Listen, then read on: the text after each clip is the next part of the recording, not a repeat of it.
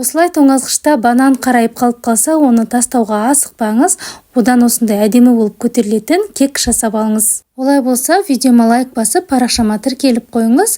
Жұмыртқаға ваниль мен қантты салып, 2 есе болып осылай көтерілгенше араластырып аламыз. Одан кейін еріген сары майды қосып, төменнен жоғары қарай араластырып қоямыз. Ұнға қосқышты қосып араластырып алғаннан кейін, оны сұйық массаға 2-3-ке бөліп қосып араластырамыз. Жаңағы 2 бананымызды шанышқымен езіп аламыз.